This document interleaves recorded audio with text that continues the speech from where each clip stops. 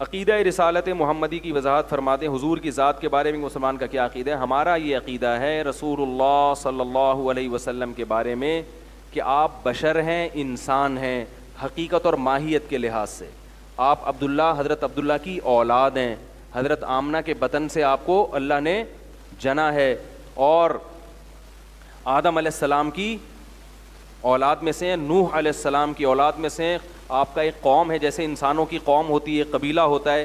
آپ صلی اللہ علیہ وسلم عرب میں پیدا ہوئے, عربی تھے.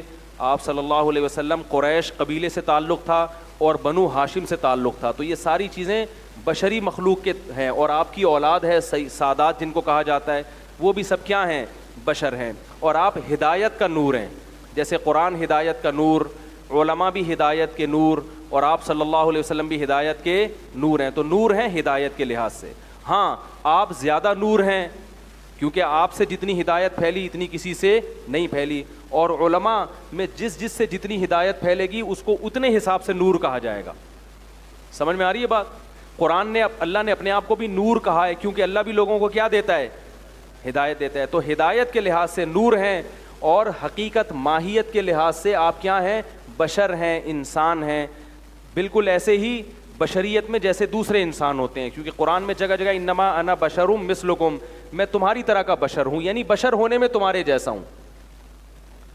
بشریت کے لحاظ سے کیا ہوں, جیسے تمہاری آنکھیں ہیں, تمہاری ناک ہے, تمہیں کھانا چاہیے, پینا چاہیے, بیمار ہوتے ہو تو علاج چاہیے, تو یہ ساری چیزیں مجھے بھی چاہیے. اس لحاظ سے تبھی مشرکین اعتراض کرتے تھے, ما لہذا الرسول یاکل الطعام ویمشی فی الاسواق, یہ کیسا رسول ہے, یہ تو کھانا بھی کھاتا ہے اور بازاروں میں خریداری بھی کرتا ہے. تو اللہ نے اس کا جواب یہ نہیں دیا کہ نہیں یہ نہیں کرتے. اللہ نے فرمایا کہ سبحان ربی هل کنت الا بشر رسولا, میرا رب ہر عیب سے پاک ہے, اسے نہ خریداری کی ضرورت نہ کھانے کی ضرورت, میں تو بشر ہوں, انسان ہوں. فرق کیا ہے کہ میں رسول ہوں, تم رسول نہیں ہو. تو یہ ہمارا نظریہ. ہاں آپ صلی اللہ علیہ وسلم انسانوں میں تمام انسانوں سے افضل ہیں, بلکہ اللہ کی مخلوق میں تمام مخلوق سے افضل ہیں, فرشتوں سے بھی, جنات سے بھی.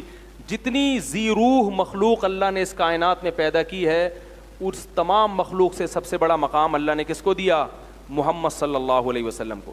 تبھی شاعر نے کہا نا, بعد از خدا بزرگ توئی قصہ مختصر.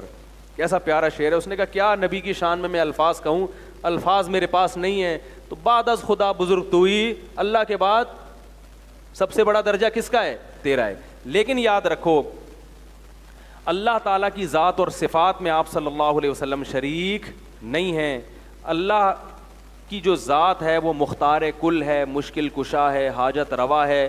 اور انسان کوئی بھی ہو, پیغمبر ہو یا پیغمبر کے علاوہ بھی, اللہ فرماتے ہیں انتم الفقراء الی اللہ, سب کے سب اللہ کے در کے محتاج ہو. اور اللہ نے کلی اختیارات کسی کو بھی نہیں دیے, نہ جزوی نہ کلی. اسباب سے ہٹ کے جو اختیارات ہوتے ہیں, اسباب والے اختیارات اللہ نے انسانوں کو بھی دیے ہیں, جنات کو بھی دیے ہیں, فرشتوں کو بھی دیے ہیں, پیغمبروں کو بھی دیے ہیں. اسباب والے اختیار یعنی کسی لاجک کے تحت کوئی کام کرنا بغیر سبب کے اللہ نے کوئی, یہ تو قرآن میں جگہ جگہ اللہ نے بیان کیا. اس موضوع کو لے کے چلوں گا تو بات لمبی ہو جائے گی. یہ ہے عقیدہ توحید, اور یہی ہمارا عقیدہ ہے. پھر یہ بھی ہمارا عقیدہ ہے کہ آپ صلی اللہ علیہ وسلم پر دنیاوی لحاظ سے موت واقع ہو چکی ہے, کیونکہ آپ بشر ہیں. اور ما جعلنا لبشر من قبلک الخلد, اللہ فرماتے ہیں کسی انسان کو ہم نے ہمیشہ کے لیے پیدا نہیں کیا. تو آپ نے بھی مرنا ہے اور انہوں نے بھی مرنا ہے. قرآن میں صاف ہے انک میتن, اے نبی آپ نے بھی میت ہونا ہے, وانہم میتون, اور ان سب نے مرنا ہے, سب نے میت ہونا ہے. یہی وجہ ہے کہ آپ صلی اللہ علیہ وسلم پر موت واقع ہوئی, آپ کو غسل دیا گیا باقاعدہ, اور آپ کا جنازہ اس لیے نہیں پڑھا گیا.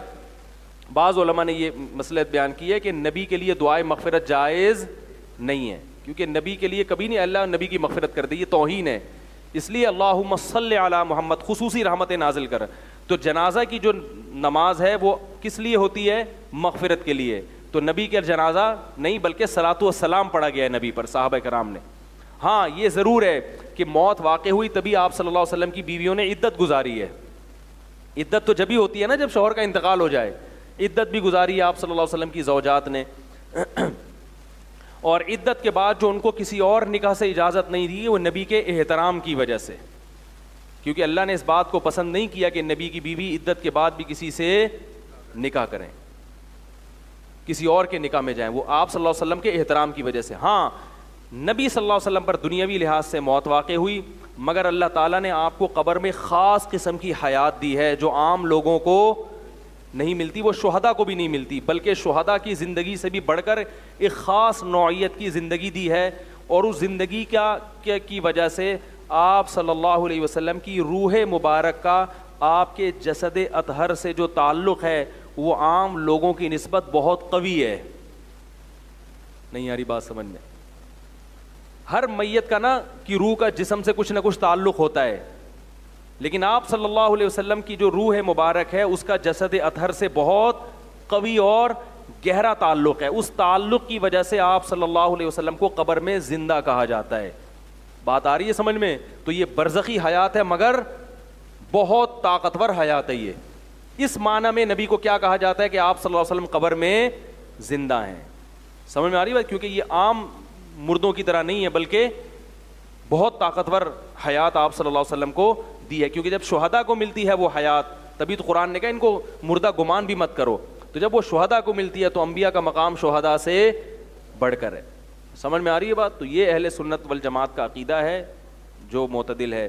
یہ کہنا کہ نبی صلی اللہ علیہ وسلم کی روح مبارک کا اس جسم سے کوئی تعلق نہیں ہے, یہ غلط ہے. یہ اہل سنت والجماعت کا نظریہ بولو بھائی نہیں ہے.